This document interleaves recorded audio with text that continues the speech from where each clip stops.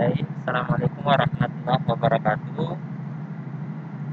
Sesuai permintaan mahasiswa minggu lalu bahwa saya diminta untuk menjelaskan bagaimana sih penggunaan dalil formula de Moivre untuk khususnya berkaitan dengan sudut lipat. Nah, pada kesempatan hari ini saya coba sedikit mengulas terkait hal tersebut. Mas, coba kita perhatikan ya. Nah, dalil de Moivre sendiri, jika Z-nya sama dengan cos A plus I sin A, maka Z pangkat N ya sama dengan cos N A, artinya inilah yang dikatakan sebagai sudut lipat, plus dengan I sin N A. Artinya kalau kita melihat Z pangkat N, coba lihat di sini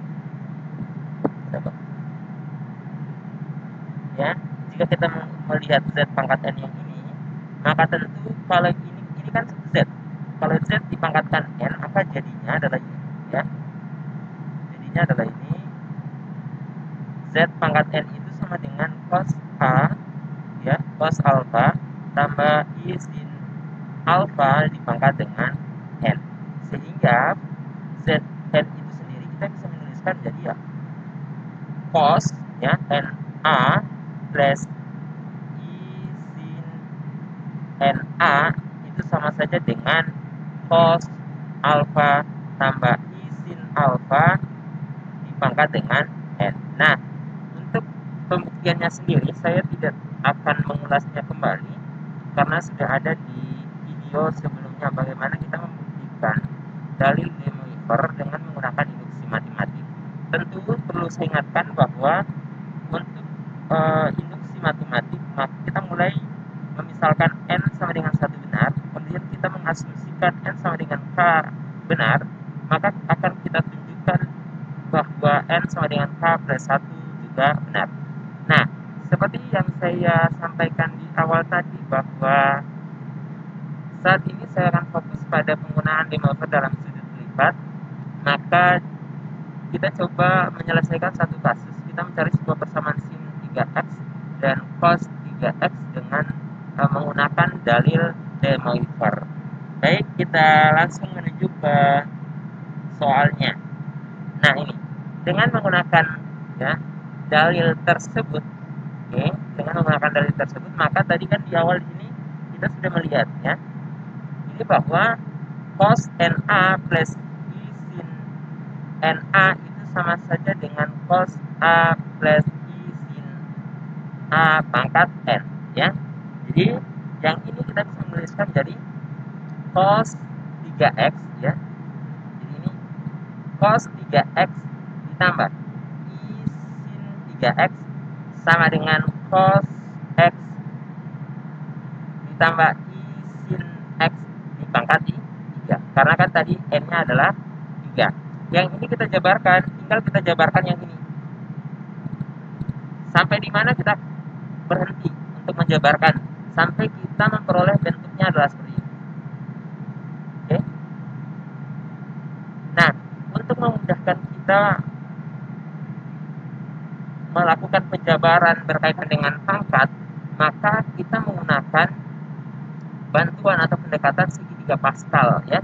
Jadi kalau ini kan di pangkat 3 nih, maka kalau dengan segitiga Pascal itu tinggal kita lihat saja. Ini saya jelaskan sedikit terkait dengan segitiga Pascal ya. Ini 1, 1, 1, ini 1, 2. 2 itu dari mana? 1 tambah 1 hasilnya 2, kemudian 1 lagi. Kemudian ini 1, kemudian 1 tambah 2 hasilnya 3, 2 ditambah 1 hasilnya 3, kemudian 1. Selanjutnya boleh Anda tuliskan juga ini 1, kemudian di sini 4 ya, karena 1 tambah 3, kemudian 3 tambah 3 berarti di sini ada 6, kemudian 3 tambah 1 di sini ada 4 berarti, kemudian di sini 1. Nah, ini adalah koefisien dari pangkat itu sendiri. Yang ini ya, yang ini untuk pangkat 2. Oke, yang ini untuk pangkat 3, dan yang ini untuk pangkat Oke, ini untuk pangkat 4 dan seterusnya, pangkat 5, pangkat 6 dan seterusnya. Karena kita pada kasus kita adalah pangkat 3, maka kita menggunakan yang ini 1, 3, 3, 1. Ini adalah koefisiennya. Maka ini kita bisa lihat, karena ini yang diminta adalah cos X tambah I sin X pangkat 3, maka kita tinggal lihat ini. Koefisien pertamanya adalah 1, maka di sini kita tinggal lihat cos pangkat 3. Berarti di sini 1 kali cos pangkat 3 X ditambah. Ini lihat 3, karena koefisien di sini adalah 3 juga. Jadi 3 cos 2X I sin X. Jadi gini. Kalau agar mudah diingat dan gampang dalam penyelesaian pangkat ini, maka tinggal lihat saja. Di awal itu pangkatnya sesuai dengan pangkat yang di sini, yaitu 3. Kemudian yang cos ini dia menurun. Jadi dari N menjadi N minus 1, N minus 2, sampai seterusnya. Ya, jadi ini dari 3, dari pangkat 3 menjadi pangkat 2, jadi 1, di sini pangkat 0. Ya, artinya tidak ada lagi. Ya, karena pangkat 0 itu kan 1.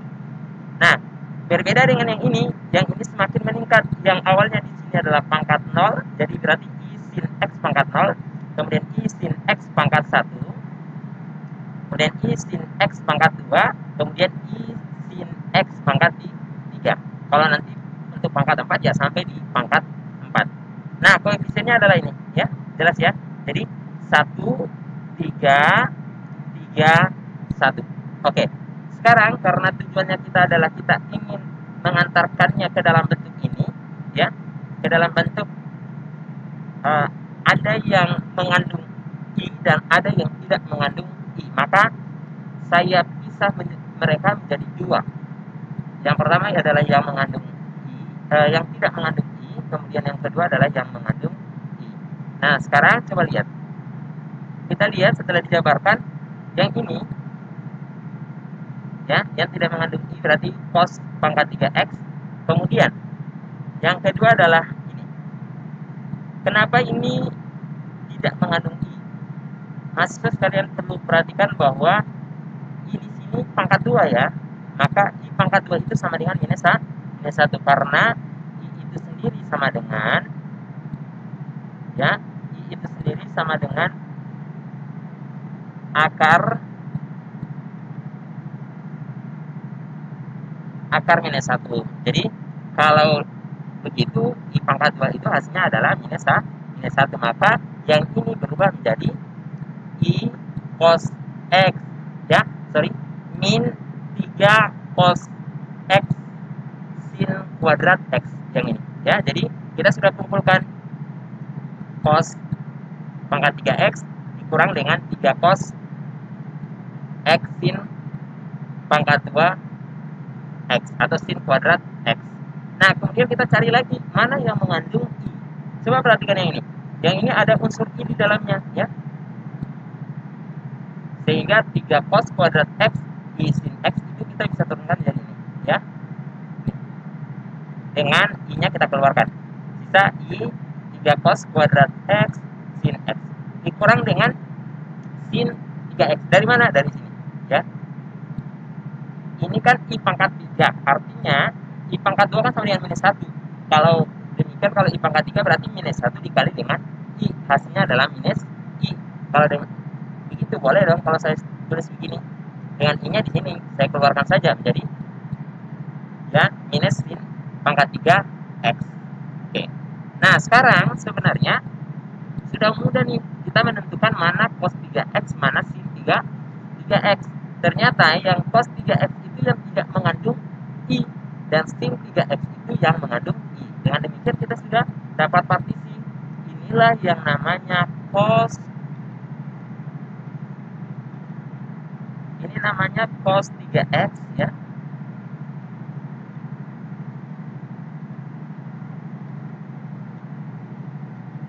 Dan yang ini namanya sin, ya. Jadi ini namanya adalah sin 3X, ya.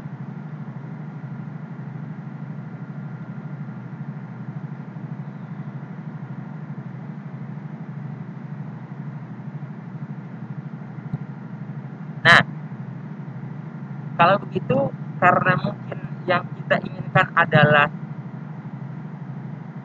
cos 3x itu kita ingin berubah ke dalam bentuk cos x ya, yang tunggal, maka kita bisa menggunakan identitas untuk menyelesaikannya. Sebagai contoh gini, coba lihat, kita bisa sederhanakan lagi agar menjadi cos atau sin semuanya ya. Jadi karena ini cos 3x, maka kita inginkan itu persamaannya jangan ada lagi yang mengandung sin. Kalau yang ini sin, maka kita menginginkan agar persamaannya itu sin semua, jangan ada lagi yang cos. Nah, dengan demikian kita ambil saja partisi masing-masing. Cos 3x itu sama dengan cos pangkat 3x kurang 3 cos x sin kuadrat x ya, dari sini, dari atas nih. Nah, yang ini kan, yang ini kita bisa rubah menjadi cos dengan menggunakan rumus identitas ya. Jadi rumus identitas kita kemarin bahwa sin kuadrat x plus cos kuadrat x itu sama dengan 1. Dengan demikian sin kuadrat x itu sama saja dengan 1 ya, kurang cos kuadrat x ya. Nah, kalau begitu ini tinggal kita ganti nih dengan yang ini, maka hasilnya adalah ini ya.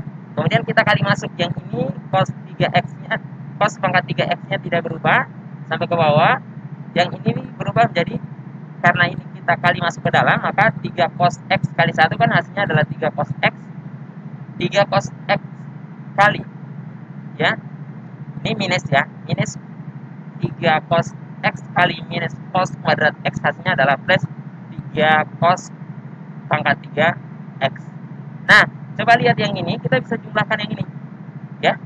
Ini cos pangkat 3x ditambah dengan 3 cos pangkat 3x, hasilnya adalah 4 cos pangkat 3x. Dan yang ini tetap hasilnya adalah min 3 cos x. Nah, coba lihat yang terakhir ini. Yang terakhir ini sudah bentuknya dalam x3 dalam cos x ya. Artinya bukan lagi yang sudut lipat, tetapi sudah sudut tunggal, yaitu hanya x itu saja ya, bukan lagi 3x dan seterusnya. Nah, selanjutnya bagaimana untuk kasus sin 3x? Prosesnya mirip dengan cos 3x, tinggal kita mengganti saja cos x, kita ganti dengan sesuatu yang mengandung sin x. Coba kita perhatikan. Nah, di sini 3 cos kuadrat x sin x kurang sin pangkat 3x. Yang ini otomatis sudah tidak kita ganggu sampai akhir nih ya, sudah tidak terganggu sampai nanti pada penjumlahannya. Ini coba lihat, 3 kali cos kuadrat x sin x, maka khusus yang ini kita ganti lagi dengan menggunakan rumus identitas ya. Ini kita ganti lagi menggunakan rumus identitas, berarti yang ini jadi 1 kurang sin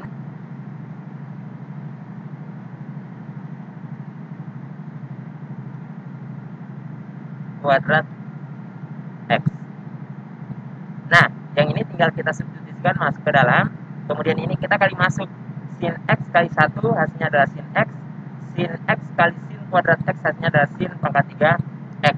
Kemudian ini kita masukkan lagi ke dalam, jadi 3 sin x kurang 3 sin pangkat 3x kurang sin pangkat 3x, hasilnya adalah 3 sin kurang atau minus 4 sin pangkat 3x. Demikian penjelasan saya terkait dengan penggunaan dalil De Moivre dalam sudut rangkap.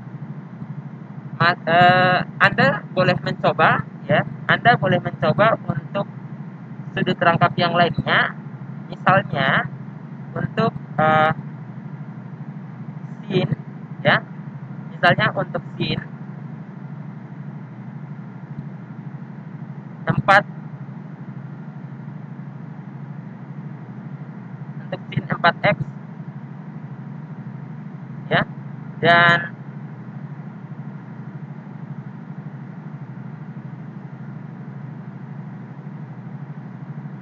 cos 4x. Cos 4x ya. Oke. Baik, selamat mencoba. Semoga video kali ini bermanfaat. Jika ada yang ingin ditanyakan atau ingin penjelasan lebih terkait dengan materi trigonometri, silakan memberi komentar materi apa yang perlu penjelasan lebih. Terima kasih atas perhatiannya. Saya ucapkan wabillahi taufiq wal hidayah. Assalamualaikum warahmatullahi wabarakatuh. Sampai jumpa di video-video selanjutnya.